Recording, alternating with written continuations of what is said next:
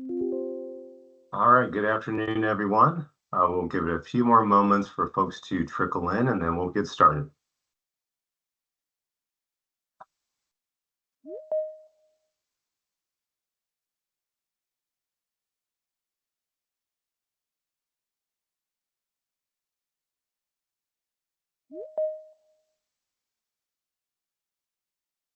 All right, good afternoon. Welcome to the State Treasurer's Office webinar series, Inside the Vault, Resources for Local Leaders. My name is Christian Daly, and I'm the STO's External Affairs Manager. If this is your first webinar with us, welcome. And to those that have joined us before, welcome back. A few housekeeping notes before we get started. This webinar is being recorded and it will be made available afterwards. The information shared today will be sent to all in attendance and to those that have registered. And finally, we encourage you to drop your questions, if you have them, into the chat.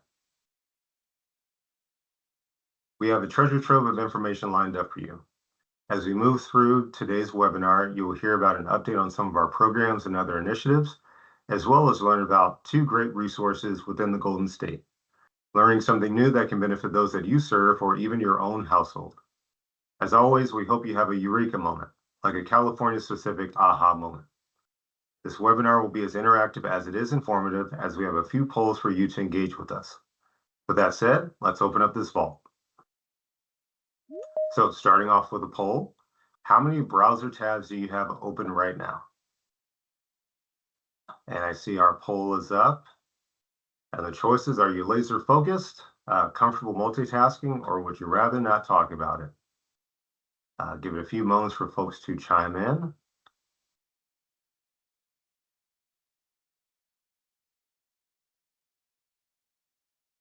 And looks like majority of us are saying that it's getting real.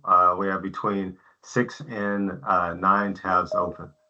Well, no matter how many tabs you have open, we're glad that one of them is this webinar. On to our next poll.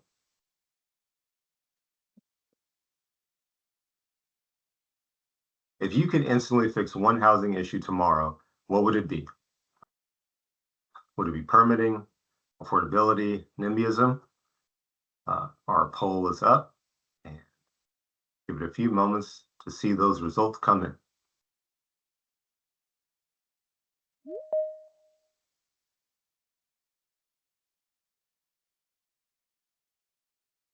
Still shifting, but I believe majority of us say housing affordability. Very insightful, and as we all may be aware, there are various challenges and as such corresponding solutions for housing within California, some of which we will discuss today.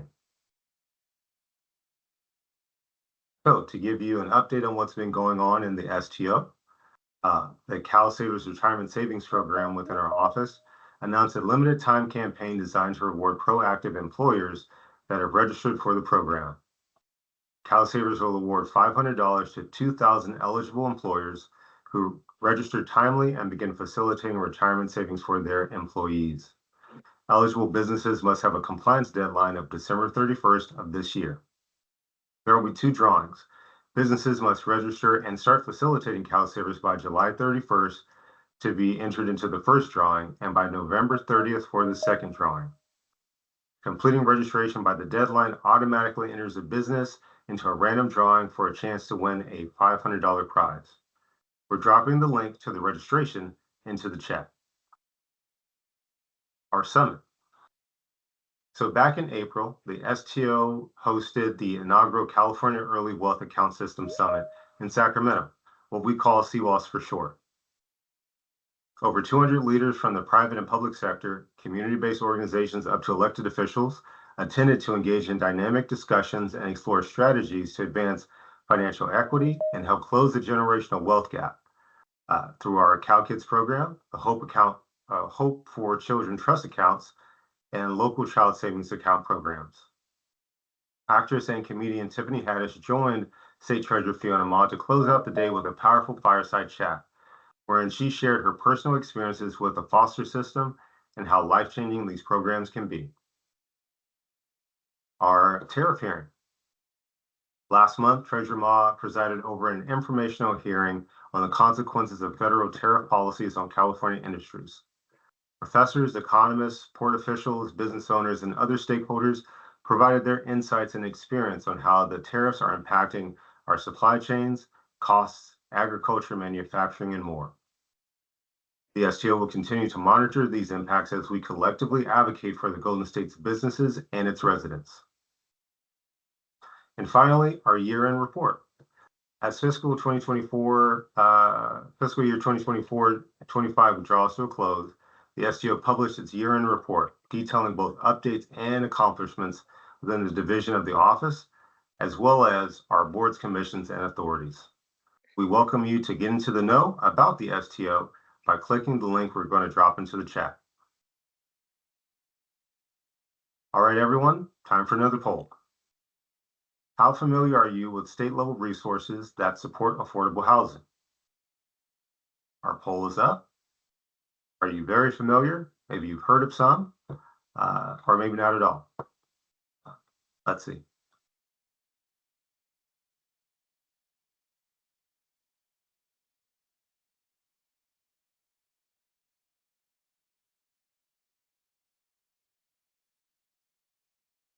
Okay, we'll give it a few more moments.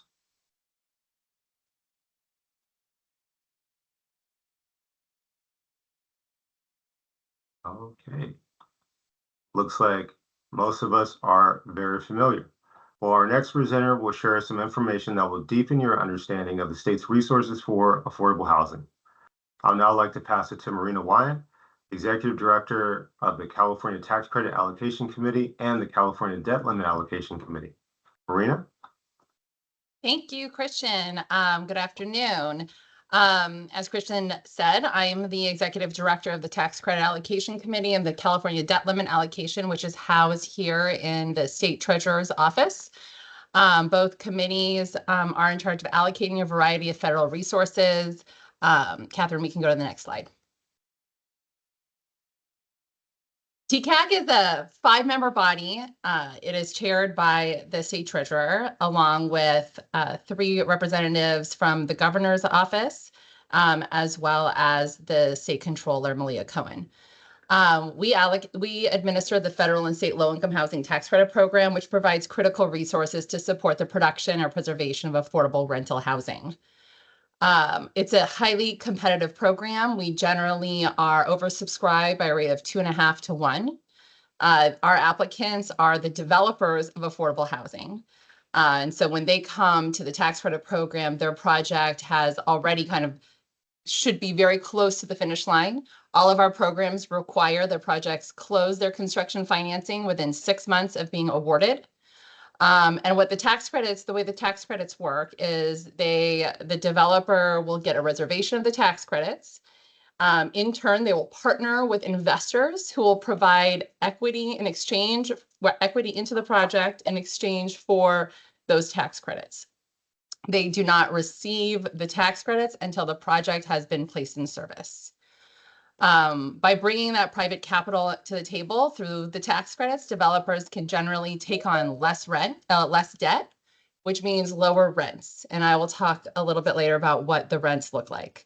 However, for projects that are serving our most hard to house households and extremely low income tenants, the equity is rarely sufficient to fully close that gap, and typically multiple sources of funding, which either come in the form of loans or grants from local governments, from housing authorities, from the other programs at the state. Those are required to be stacked to make the deal financially feasible. Catherine, next slide. Thank you. We offer 2 different types of tax credits come from the federal government. The first is the 9% tax credit program, and the second is the 4% tax credit. The 9% is a richer tax credit. It is a competitive program. The 4% provides fewer tax credits for each project and must be paired with financing that comes from CDLAC. Next slide. What is CDLAC? The Debt Limit Allocation Committee was created to set and allocate California's annual debt ceiling and administer our tax-exempt bond program. In addition to helping finance affordable low-income housing, the program can be used to help provide mortgage assistance to low-income single-family home buyers, to build solid waste disposal and waste recycling facilities, and to finance industrial development projects. Historically, our tax-exempt bonds have been undersubscribed up until about 2020. And so essentially any project that came in was able to access that debt, the private activity bonds, to provide the financing. And then for projects that were affordable rental housing projects, if they were financed by at least 50% of tax-exempt bonds, they were able to receive 4% tax credits. Since 2020, we have been largely oversubscribed. Our program at CIDLAG on the affordable housing side is about as competitive as the 9% tax credit. So about 2.5 or 3 to 1. As a result of that, we have sort of updated our competitive application process as of 2021. And we also have prioritized the bulk of our annual debt ceiling for affordable housing. So about 93% of our tax-exempt bonds provide that critical financing for affordable housing that then would unlock 4% tax credits. Next slide. We get a lot of questions about what does it mean to be affordable? So the developers of tax credit properties are required to restrict units to certain income levels. There's federal requirements that are, that they need to meet. And then because of the competitive nature in California, we further require additional targeting to ensure that folks are serving, again, the hardest to house populations. The rents are set by HUD. Every year, HUD establishes what is the area median incomes for every county. And then the rents are set at 30% of whatever the income targeting of a unit is. So in a particular project, there might be, let's say for easy math purposes, all of the units are targeted at 60% of AMI. So then the rents would be set at 30% of 60% of AMI, and a tenant would have to make no more than 60% AMI to qualify for that unit. What that means is that tenants are not, the rents are not tied specifically to tenant income. So a household might come in, maybe you have a household that is extremely low income. Their income is around 30, let's say 32% of area median income. Because they're over 30%, they would not qualify for a 30% AMI unit. They would then qualify for typically like a 40% AMI unit. If there is no 40% AMI unit available, and just like our program is oversubscribed, typically waiting lists for affordable housing developments throughout the state have large waiting lists. If a 40% AMI unit was not available, they might take a 50% AMI unit. Because that would be at least more affordable than what is the market. They're under that 50% threshold, so they qualify, but that rent would be 30% of 50% of AMI, so it would be more than 30% of their household income. In order to sort of help tenants to some degree, last year we implemented a new annual rent increase for all tenants. So like I said, HUD sets the maximum rents that are available on a unit that's based on the AMI and AMI of the unit.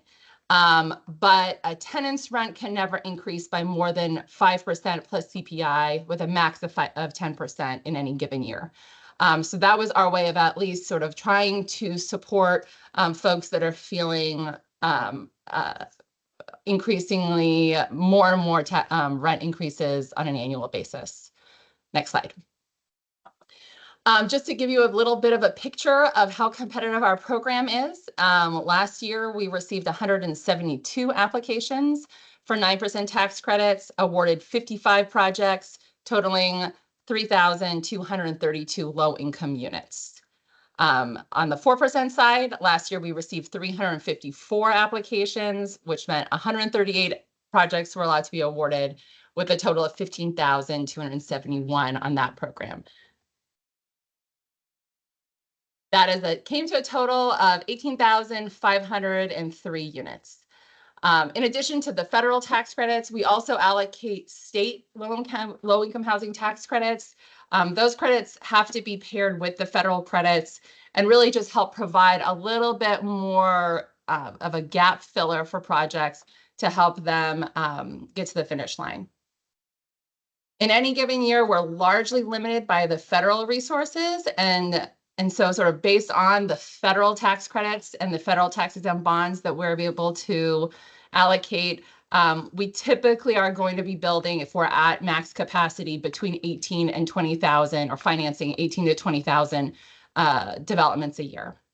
Our program, as I said, is highly competitive, and we try to incorporate layer on several different policy goals of both the state and the committee. So we're always trying to balance how do we increase more production, create more units, but also make sure that we're serving unhoused populations, extremely low and very low income households. These past few years, our priority of the state has particularly been focused on producing new units, as opposed to the program being used for rehabbing existing projects. We also try to ensure a geographic distribution. Both our program at SIDLAC for multifamily housing and also the 9% tax credit program have geographic apportionments to ensure that housing is being built in all regions of the state, and serve a range of housing types from family projects to senior projects, special needs projects. Next. To give just a brief picture of the types of housing that you might see being financed from our program. This is a project that received tax credits and bonds last year. This is part of a large redevelopment of the West LA VA campus. And this is one of many projects that have been coming through our program to serve veterans, and in particularly formerly homeless veterans. Together, this will serve close to 1,200 veterans. Another project is Cornerstone. This is a project in Sacramento that is a unique hybrid of 4% and 9% tax credits, and also partnered with Habitat for Humanity, which is not a tax credit recipient, but it creates a really great community that serves a wide range of households, from 30% AMI households all the way up to 80%, and then with households that are have low-income households that have access to home ownership through the Habitat program. Sunnydale Hope SF is also a really large-scale revitalization effort in San Francisco that is transforming the Sunnydale Valesco public housing community into a vibrant neighborhood. And this is being done in, as I said, in multiple phases, and most of the phases are coming through our program as 4% tax credits with tax exempt bond financing.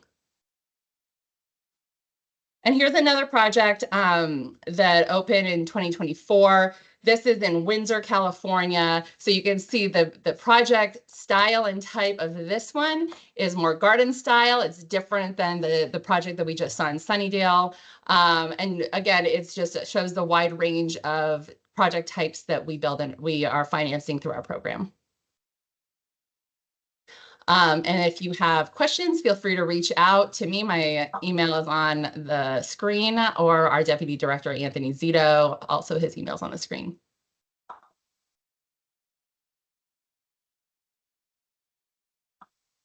All right. Thank you, Marina, for giving us that briefing on TCAC and SIDLAC and the great work you all are doing over there. If you have any questions, again, a reminder, please drop them into the chat or use our Q&A feature, whichever is easier for you. Shifting gears to focus on another housing goal, home ownership. What do you see as the biggest barrier to increasing home ownership in your community? Our poll is up, and we'll give it some time to see those results.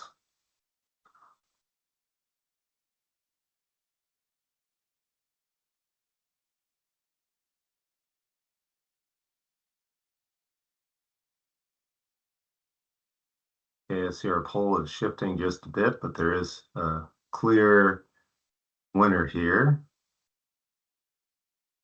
I'll go ahead and call it. Looks like majority of us have said high home prices.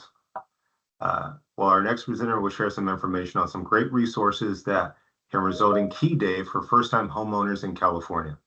I'd like to pass to Eric Johnson, spokesperson for the California Housing Finance Agency. Eric? Hello, everybody. Thanks for joining us over your just past your lunch hour. I hope you're all full of good food, but not enough to fall asleep. I'm going to be talking a little bit about some of the first-time homebuyer programs that CalHFA offers for some of your constituents. We do programs in all 58 counties of California, so there's a good chance there's at least one person where you live and work who will be able to use some of our programs. Next slide, please. So we've been around. We're celebrating our 50th anniversary this year. We've helped more than 226,000 Californians buy their first home. Families, single folks, veterans, you name it, everybody across the board. Our big value proposition is down payment and closing cost assistance. We can't do much about high home prices, which is number one in the poll, but we can do something about number two, which was lack of access to down payment and closing costs. We understand there's lots of people who are making good wages in California. They've got decent credit scores, but may not have a nest egg saved up to make that 20% down payment that a lot of private banks want. So we work with private lenders to help out with that. Next slide, please.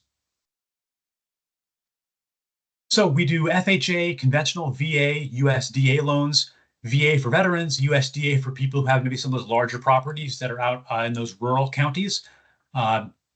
And so we have our main loan is called CalPlus. That's a first mortgage, and it has built-in closing cost assistance with a program called ZIP, Zero Interest Program. And it's called that because, not surprisingly, it carries zero interest. So basically the way it works is, say you're buying a $500,000 home, and you can use our programs. You can get up to 6% of down payment for the house. What that means is your constituents are going to be paying $470,000 on that first mortgage instead of $500,000. And so the mortgage payment every month is going to be less. That $30,000 is deferred payment, means they don't have to make any payments on it until the first mortgage is paid off. And when they do, it's at a very low interest rate, so they won't be paying an arm and a leg. Hopefully the home will have appreciated in value. They will be able to pay that off and then move up to possibly their next house. Next slide. So as you can see, the My Home Assistance Program is kind of our flagship. We're on pace to do about 7,000 of those this year. We did 7,000 last year, but 13,000 the year before. Very popular, and what it does, up to 3.5% of the first mortgage. Again, you can combine that with some of our closing costs and other programs to get home buyers in your district or where you live, where you work, up to 6% of the value of the home. Next we go. So we've got pretty basic requirements. Our minimum credit score, as you can see, is 640 or 680. We do have income limits by county, but they're pretty high. As you know, the median home price in California is north of $900,000. It's pretty amazing. So in order to use our programs, our income limits are generally north of about $200,000 in most of the counties. There's no maximum on the price of the home. You do have to be a first-time home buyer.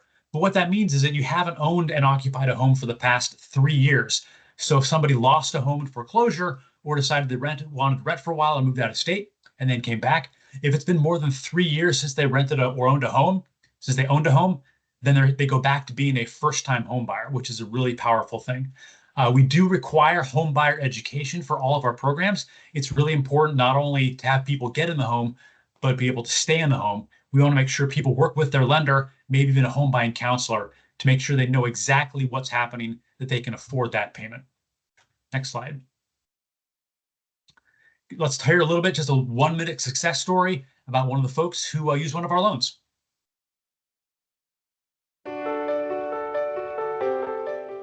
When I started in November 2021, I spoke to Ashley and Marisol first. They were my first realtor and lender. And once we placed the offer in the home and Ashley was able to run all the numbers, she realized that I was going to get $54,000 assistance for my down payment and closing costs for the home. So the number one reason people don't get into homes is because they don't have their down payment. CalHFA allows so many people that otherwise would not be able to be homeowners to be able to be homeowners and accomplish their dreams.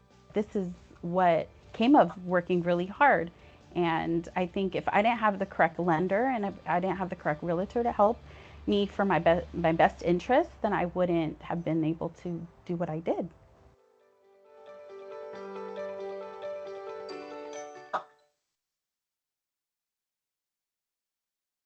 Excellent.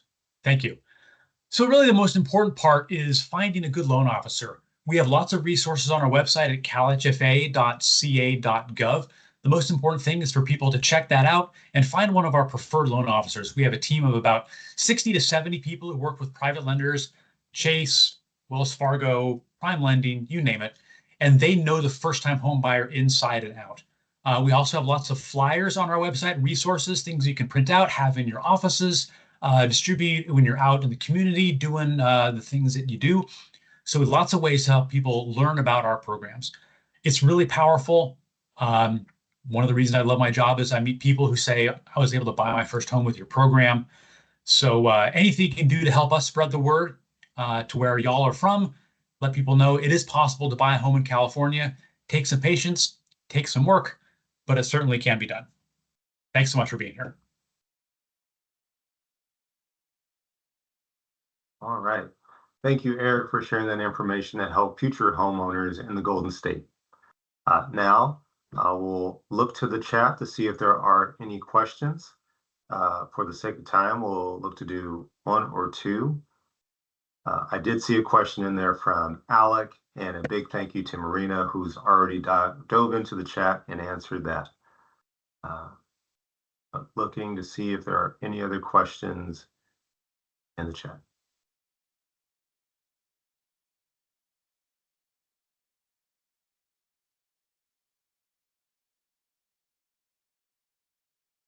All right, looks like we have a council member from Pleasant Hill, someone from the treasurer's office available to give presentations at city council meetings. We're happy to follow up with you offline. I'd say it shouldn't be an issue, but we'll touch base to see if there are any specific topics or areas you would like to hear about, and we'll follow up with you there. Thank you for your question. All right. For the sake of time, we will move forward, but if there are any additional questions, we'll be happy to answer them offline. So we do have a couple questions for you before we wrap up. We'd love to know how we can better serve you and your respective communities, keeping these webinars tuned to meet your needs. Which STO program area do you want to learn more about? Our poll is up, and we're happy to see your answers.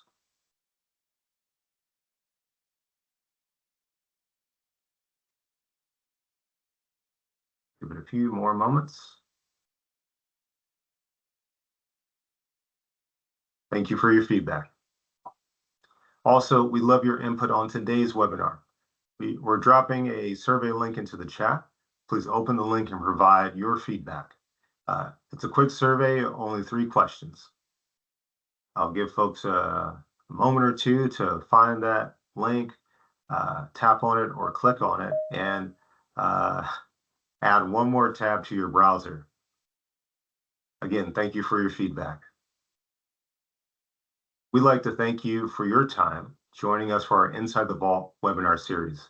If you had a eureka moment and would like to partner with us to share this information with your community, email us at askfiona@treasurer.ca.gov.